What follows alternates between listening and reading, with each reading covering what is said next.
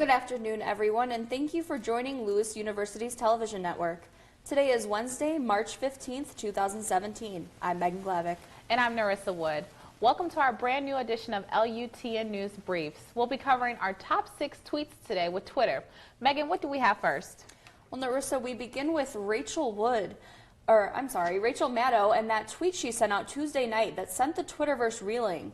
Maddow tweeted around dinner time Tuesday night that she had obtained President Donald Trump's tax returns and told her viewers to tune in to see the proof.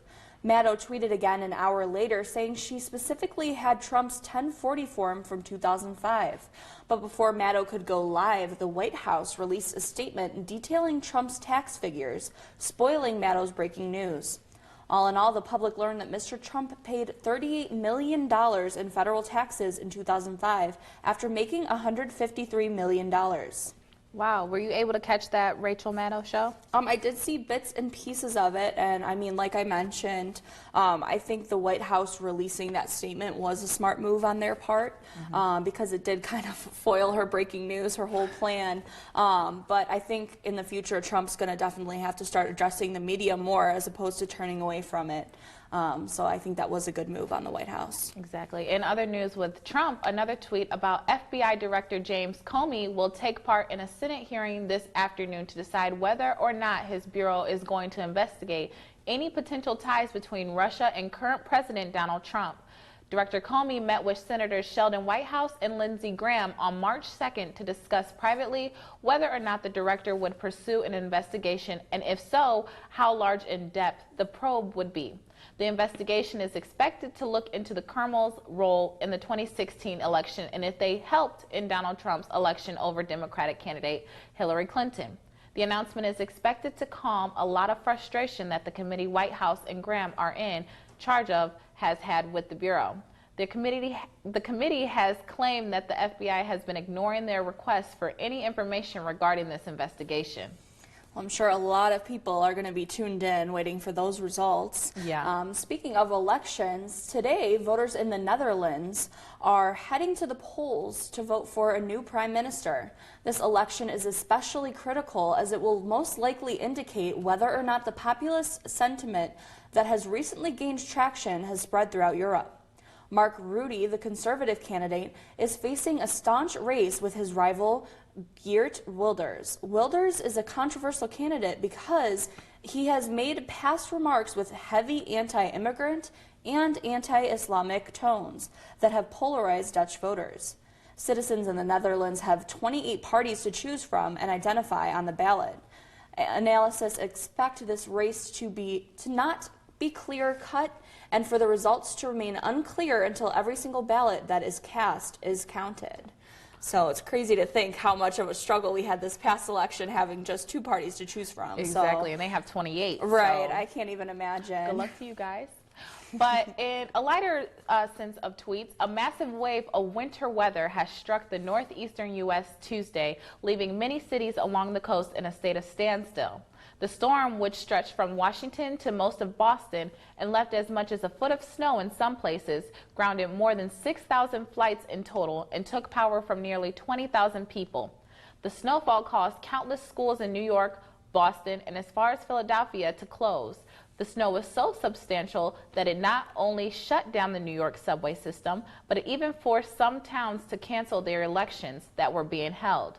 To combat the storm, Pennsylvania Governor Tom Wolf issued a statement saying that he is in fact deploying more than 700 National Guards members to help, as well as more than 2,000 snowplows to help clear the streets. Wow, I thought we had it bad the other day when we had just like a foot or so of snow, but luckily it's cleared here, so hopefully they get the help they need. We need spring. Oh, for sure.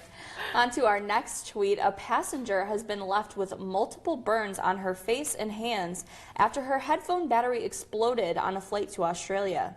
The passenger said she felt a burning sensation when the headphones were on her head. She took them off and tossed them to the floor. The airline's crew threw water on the headphones. However, the headsets and batteries were melted to the floor of the airplane.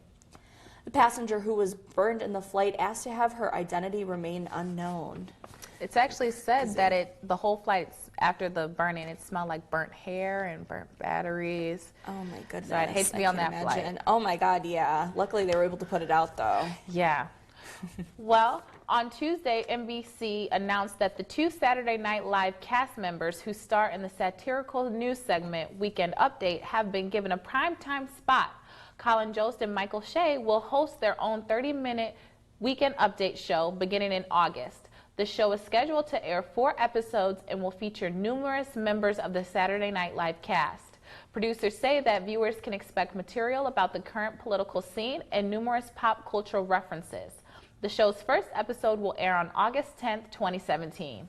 Awesome. I'm definitely going to tune in for that one. Me too. It's probably going to be really funny, but, you know, it's going to cover a lot of serious issues. Oh, for sure. Well, that wraps up our top headlines for today. Make sure to stay tuned after this commercial break to get your weather update with John Rolfi. We'll be right back.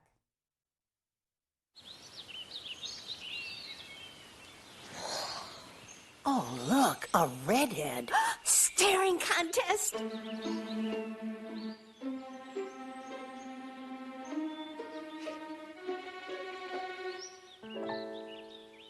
You still got it. I know. Come alive with the forest. The dad was cute. You were looking right at us. Visit discovertheforest.org to find a forest near you.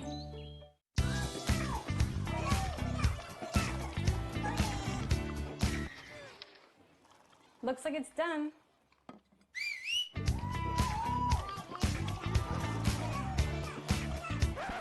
Don't let salmonella get funky with your chicken.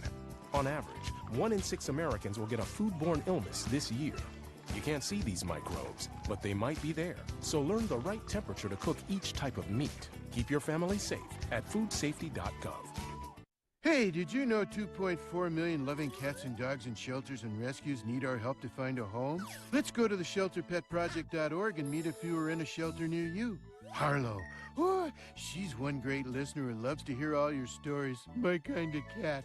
Cerulo is a sweet, goofy boy who's eager to please. Sounds just like another dog I know. So go to the shelterpetproject.org, search your local shelters and rescues, and go for a cuddle with your next best friend. Adopt. Welcome back to LUTN. I'm Jonathan Rolfi with your weather update for today. As you can see, it's currently 32. The sun is shining. I don't think it really feels like 32. The wind chill's got you down to 22, and we have a wind of 14 miles an hour. Alrighty, we're going to head into our current temps in the area. Everybody's kind of staying at that 32, 33 degree mark. Chicago is at 32. Joliet is at 33, Kankakee is at 34, and Cicero is at 32. But you go east, it does get a little colder at Valparaiso at 30, South Bend at 28. We're going to look at our highs that we had today. Alrighty, again, the highs are about that 34 in Joliet, 32 up in Chicago. So right now is about your high for the day in all of our viewing area. Alrighty, we're going to look at a little radar. As you can see, most of it is staying to east of us with that east storm that was over on the east coast. And, you know, Chicago, Joliet, Romeoville here, we're not going to get much snow. We're not really going to see anything, anything crazy. So that's something good to look forward to. All right, we're going to go and zoom out, and we'll look at kind of the bigger picture. As you can see, Illinois is very clear. You know, you got a clear sky, not too many clouds, because you got most of our cloud cover staying out to the west, and then that major storm is over on the east coast with that snowfall that's getting that, you know, that 1 foot as we heard earlier. So as you can see, Illinois, our viewing area is looking really good. Nothing crazy that's going on. Alrighty, we're going to go ahead and get a 5-day forecast to end off the show. All right, on Thursday, so tomorrow, it's going to be 38 degrees as a high, 32 is our low. It's going to be partly cloudy, so the sun is going to be shining with a little bit of clouds. Then on Friday, you have a 40% chance of rain. Your high is going to be 50, your low is going to be 32. So that's for sure probably going to stay rain, not going to get any snow, nothing crazy. Then on Saturday, you're going to have a high of 45, a low of 28. Again, you're partly cloudy. Sunday is going to look very similar to Saturday with a high of 49, a low of 38. Then on Monday, we have another 40% chance of rain, and your high is going to be 54, and your low is going to be 36. So that is your weather, and that does it for today's News Brief show. As a reminder, you can always keep up with LUTN on Facebook, Twitter, and Instagram, or at charliemedia.press. Thank you so much for watching, and have a great day.